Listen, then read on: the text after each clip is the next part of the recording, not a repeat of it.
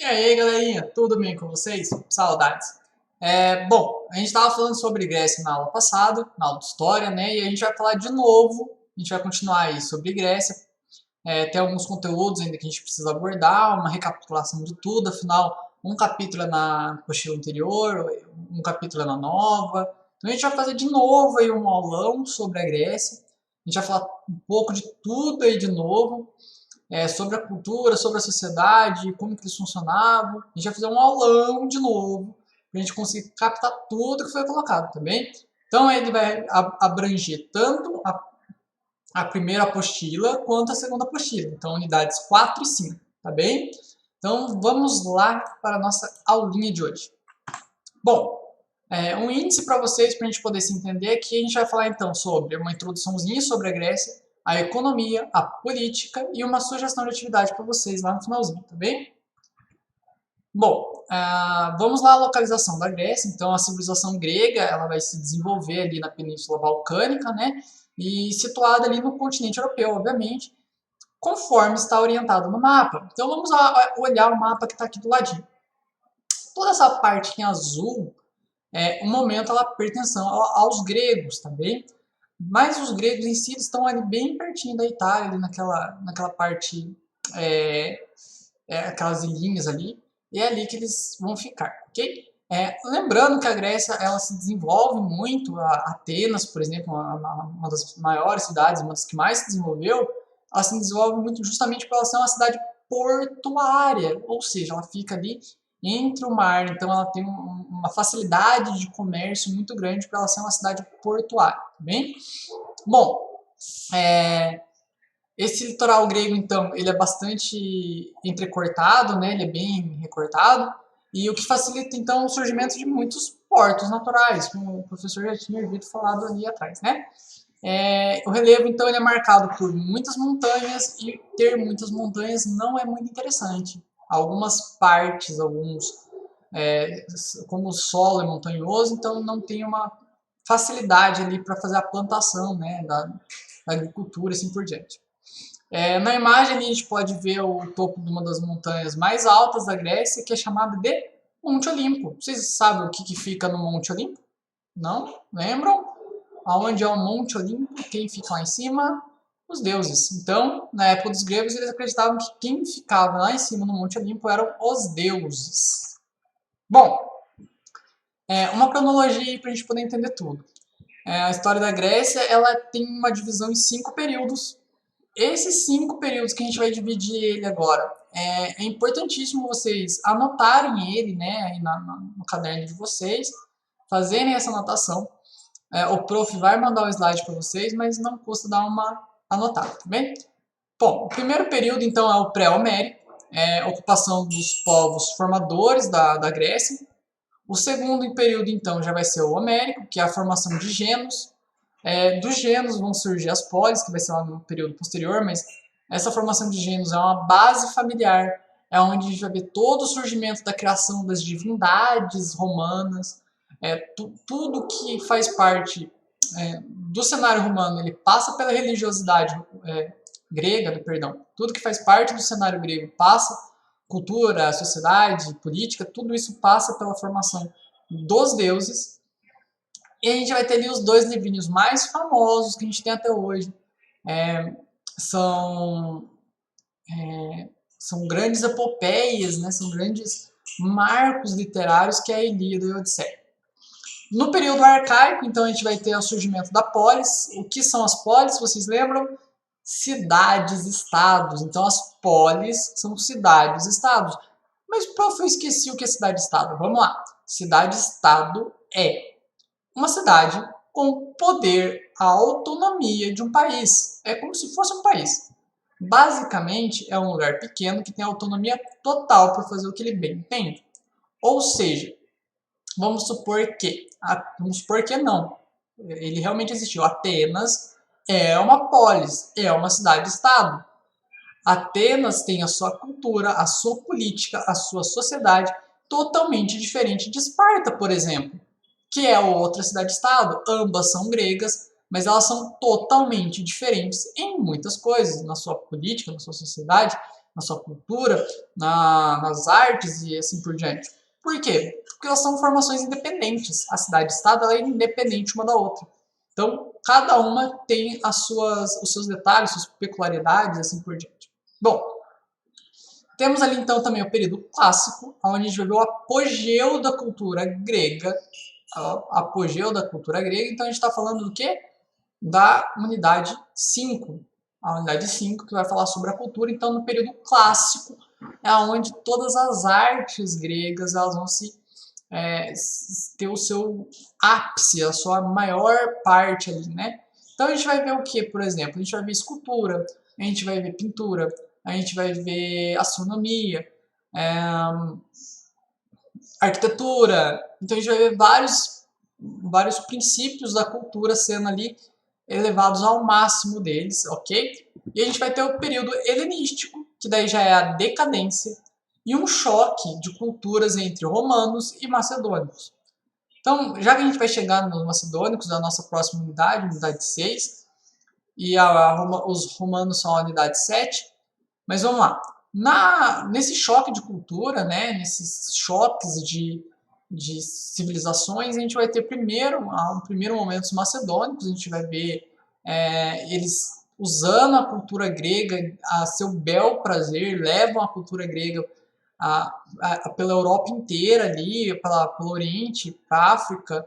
Os macedônicos eles têm vários territórios dominados, então eles levam essa cultura helenística para vários locais. E também os romanos. Os romanos eles se apropriam muito da cultura grega e a gente vai ver isso no decorrer de muito tempo. A gente vai ver isso na Idade Média, um pouco sobre a cultura grega, embora eles neguem muitas coisas. No Renascimento, então, o Renascimento está renascendo, eles estão procurando de novo na cultura grega aí, um motivo para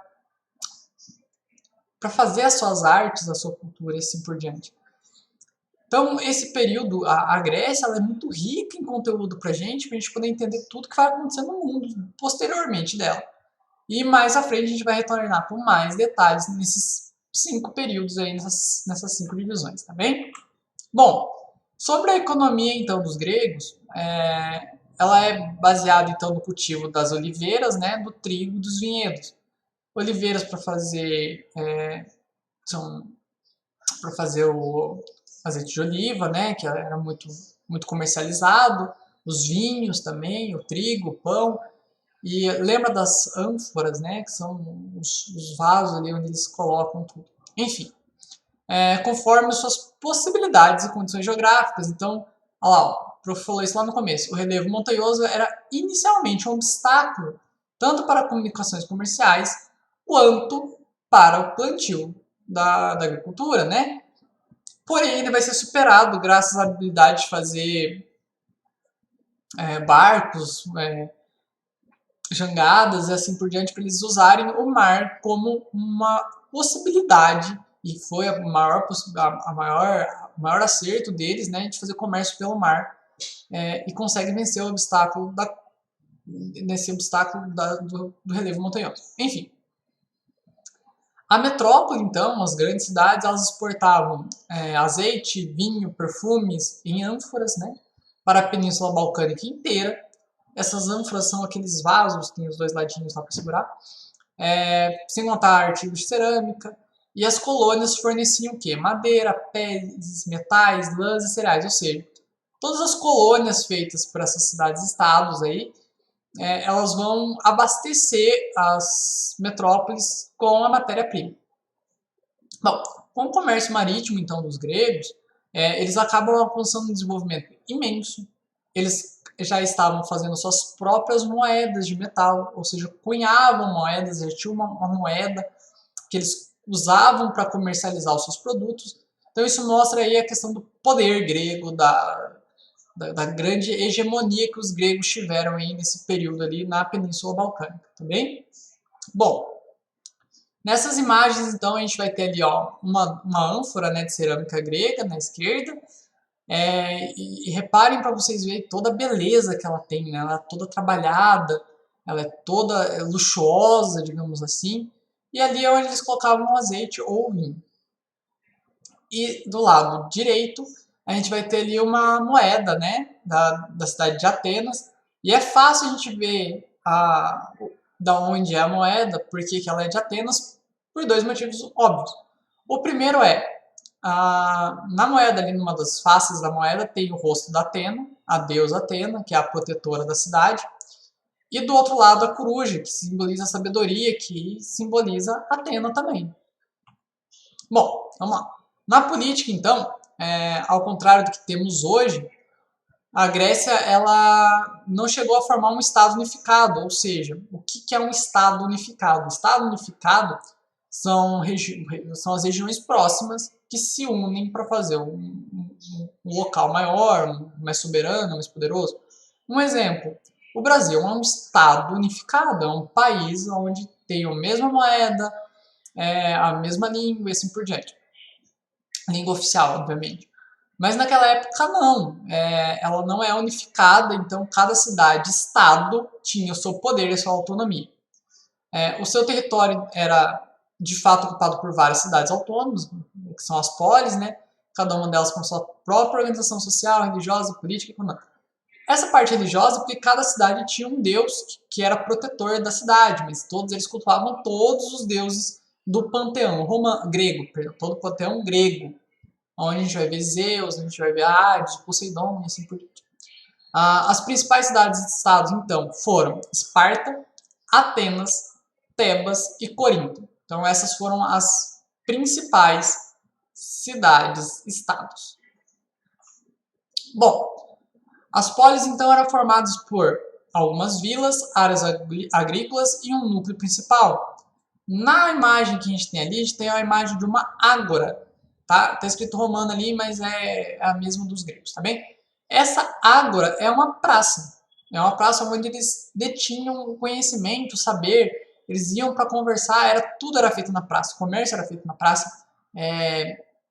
Diálogos eram feitos na praça. Teatro era feito na praça. A praça era um lugar... A ágora, no caso, né? A ágora, no caso, era como que eu posso dizer assim, era o centro de tudo. Então, na ágora acontecia tudo. Um filósofo, eu acredito, foi o Platão, ou Aristóteles, ou Sócrates. Um desses filósofos gregos antigos, eles viviam nas praças, nas ágoras, né, fazendo perguntas para as pessoas. Bom, então esse é o núcleo principal que ficavam a Acrópole, a Ágora e a Haste, que é uma espécie de mercado. Na imagem direita a gente tem a Ágora, né, na cidade de Tiro, que tinha uma função como praça central, a mesma praça que a gente vê até hoje. Enfim, a Acrópole maravilhosa de Atenas, essa Acrópole é linda, era o centro religioso da polis, ela abriga um templo principal e vários outros pequenos templos, e também servia de fortaleza militar. A Acrópole ateniense, retratada na imagem, ela ficou conhecida então pela construção do Paternon, templo de honra em honra a Deus Atena. Então o Paternon é maravilhoso, gente, é muito lindo. Procure a imagem lá.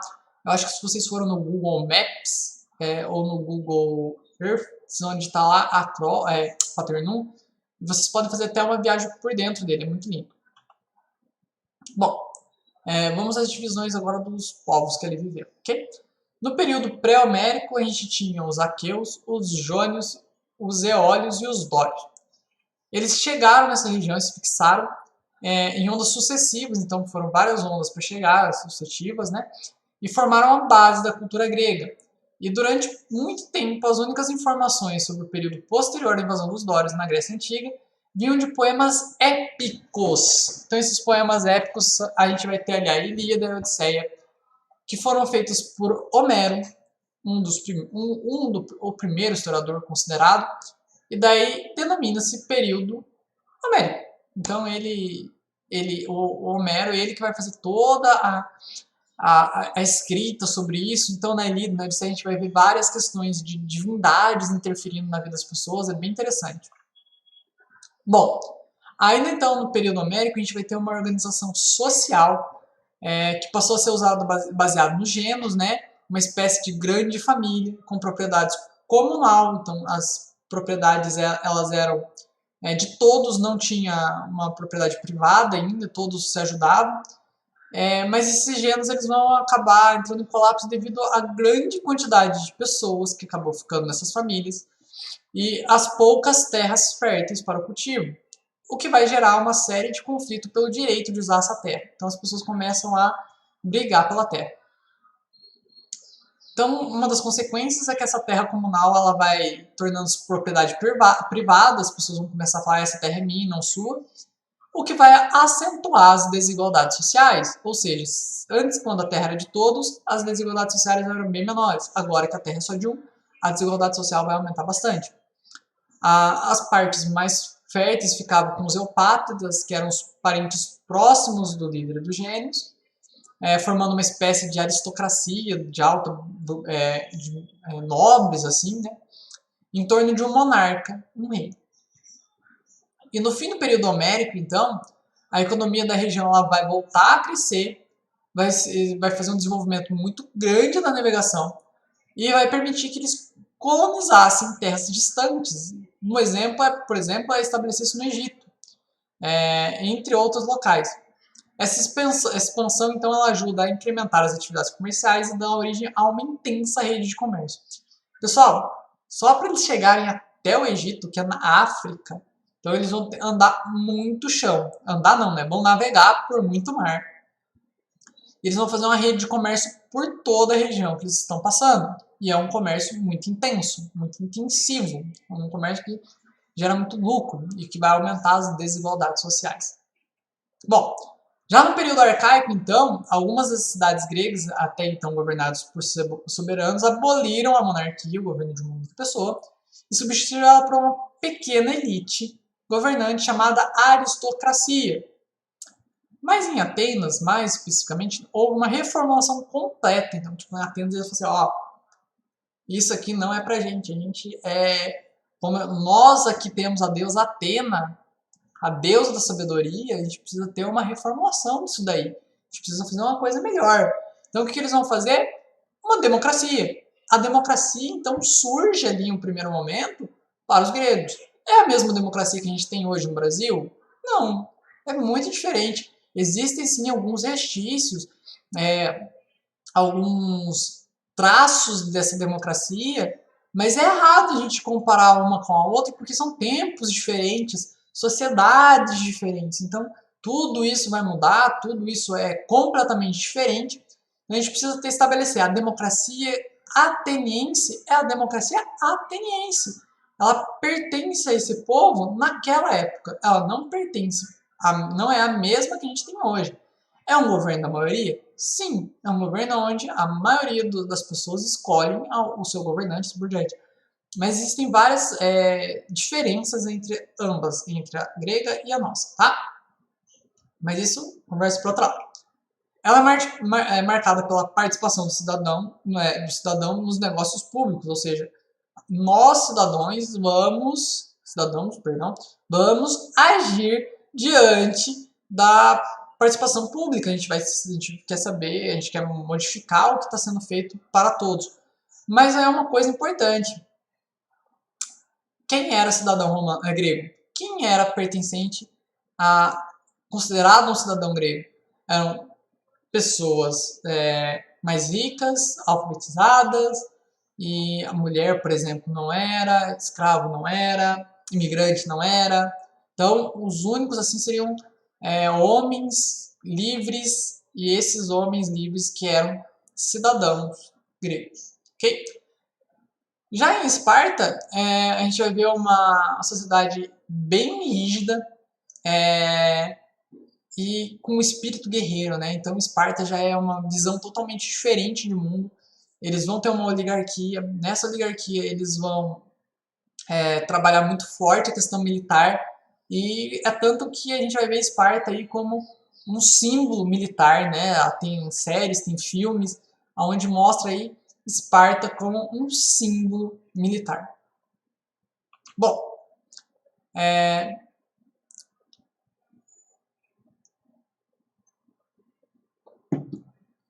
então, Atenas e Esparta, cada um num momento, ela conquistou a sua hegemonia no mundo grego.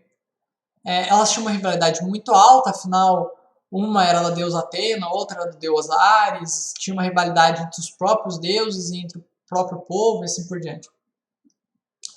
E essas rivalidades, as guerras que uns faziam contra os outros, acabou enfraquecendo as duas e acabaram sendo invadidos por outros povos. Um exemplo são os persas, os outros os macedônicos durante o período clássico e depois pelos romanos, enfim.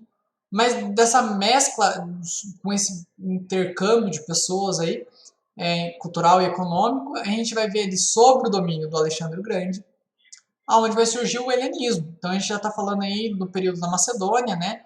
O Alexandre o Grande ele vai levar a cultura grega para todos os lados junto com ele. Ele já comentei isso com vocês na sala. Era um guerreiro formidável, considerado um grande guerreiro, tanto por isso que o seu nome era Alexandre o Grande.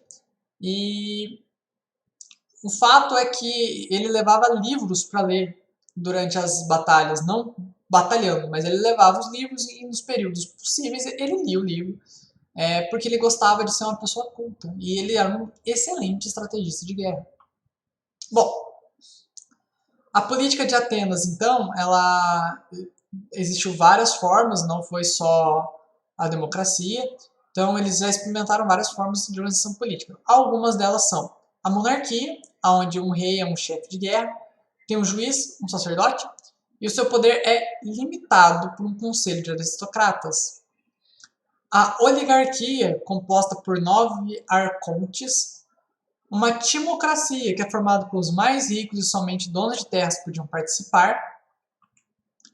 A tirania, onde um chefe governava com poder ilimitado, ele podia fazer o que ele bem entendesse, sem perder de vista que devia representar a vontade do povo. Então a nobreza perde o monopólio político que detinha. E na democracia, onde participavam todos os cidadãos gregos. Mas não se engane, a democracia ateniense era bem diferente da nossa, prof. Pulesse, né? Mas quem eram os cidadãos e quem participava da democracia de Atenas? Então, nem todos os habitantes da polis ateniense, obviamente. Vamos ter em mente, então, que para os gregos o cidadão era quem estava envolvido na defesa militar da cidade, ou seja, os guerreiros, obviamente, eles tinham uma certa, como que eu posso colocar, um grau heróico, né, dos próprios heróis gregos, e que possuíssem terras também e pudesse arcar com seus equipamentos. Então, para você ser um guerreiro, você tinha que ter dinheiro, para você poder fazer. Quanto mais dinheiro você tinha, mais armamento você tinha. Mulheres, crianças, escravos, estrangeiros estavam excluídos por diferentes razões. E se comparado então com a nossa vivência de democracia, percebemos então que a democracia grega era totalmente limitada. Ela não era bem democrática, digamos assim. Outro aspecto diferente da democracia grega, que era direta, enquanto a nossa é representativa. A nossa democracia ela é representativa, tem esse porém também. Ela é uma representação, ela não é a democracia em si, igual era para os gregos. Então, tipo, tinha o voto mas como que eu posso colocar isso melhor? Ela era totalmente direta, tudo era feito através de democracia. A nossa é representativa porque às vezes nem tudo é feito pela nossa opinião. Bom, na questão da sociedade, então, a gente vai ver ali Atenas, né? A população estava dividida em 5 classes: eupátridas, geomores, demiurgos, metecos e escravos. Então, os eupátridas eram bem-nascidos, donos das melhores terras, pessoas mais ricas, né? Os georgóis, ou geomores, né? Geomores, eles são formados pelos pequenos proprietários de terra. Os demiurgos eram artesãos ou comerciantes, ou a mesma coisa, enfim. Os metecos constituíam-se por estrangeiros, eram comerciantes livres, mas eles não tinham direitos políticos ou civis. E os escravos, que eram prisioneiros de guerra, sem direito político, em algumas polis podiam exercer todos os ofícios, menos a política. Mas vamos colocar ali essa palavrinha, ela pega muita gente. Escravos. Não é o mesmo modelo de escravidão que a gente tem no Brasil. É um modelo completamente diferente, tá bem? Bom, a educação e a mulher na sociedade ateniense, a gente vai ver bastante coisa aí não muito agradável. Mas a gente tem que entender que foi naquela época aí A gente tem que entender o conceito de a gente não pode julgar porque era uma coisa da época deles.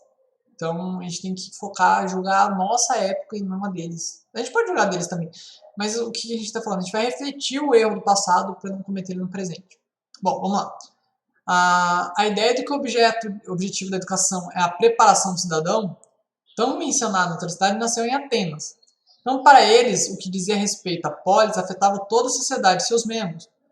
Por isso mesmo a educação priorizava a formação integral do indivíduo, com um bom preparo físico, psicológico e intelectual. A formação dele tinha que ser de todos os meios possíveis. Então, era preparado o corpo, o físico, o psicológico e o intelectual.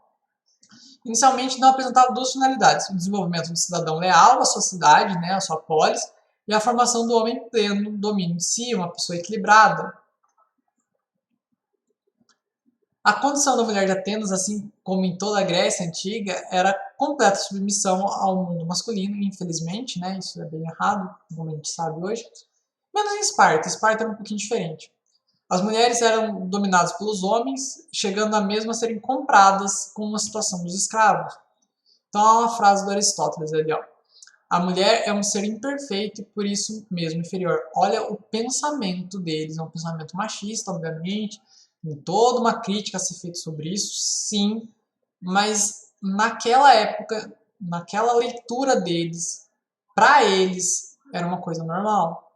Hoje a gente tem que abominar isso, porque isso é errado. Isso é muito errado. Ok? Então, hoje a gente não pode ter a mesma visão que eles têm. É uma visão errônea. Tá? Para nós, na nossa sociedade hoje, a gente precisa criticar isso de uma maneira bem rígida para a gente não cometer os mesmos erros do passado. Bom, em Atenas, então, as mulheres bem-nascidas viviam isoladas e para eles as mulheres tinham apenas uma função que era gerar filhos e de preferência homens. Enfim, em Esparta, a gente vai ver ali também uma sociedade dividida, né, em três classes: os espartanos ou espartiatas, os periecos e os ilotas. Os espartanos são a classe dominante, os melhores soldados, profissionais. A única atividade que eles podiam usar era a guerra e a política. Os periecos eram os comerciantes, artesãos e camponeses, eles que possuíam a terra. O casamento entre espartanos e periecos era proibido. Eles serviam no exército em unidades à parte, diferente dos espartanos, né? E os ilotas eram escravos que cultivavam a terra. Eles iam muitas vezes para a guerra, mas como carregadores ou criados. E para prevenir as revoltas, os espartanos promoviam matanças anuais de ilotas. Então, geralmente, as próprias crianças espartanas, soldados espartanos, só que crianças, matavam esses ilotas e eram grandes matanças para eles se tornarem homens e poderem assim participar da guerra. Bom, a educação da mulher espartana, a educação e a mulher na sociedade, né? A educação de Esparta, então, a finalidade era sempre promover os indivíduos à guerra. Com 7 anos, os meninos espartanos já iniciavam sua educação, como veremos com um pouquinho mais de detalhe daqui a pouco. A educação feminina limitava-se a fazer as mulheres mães de crianças saudáveis.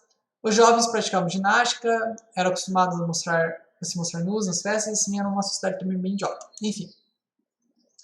Mas comparando, eram mais livres do que as atenienses, então elas tinham um pouco mais de direitos. Os maridos passavam muito tempo no quartel, então eles não tinham tanto contato assim com as mulheres, tá bem?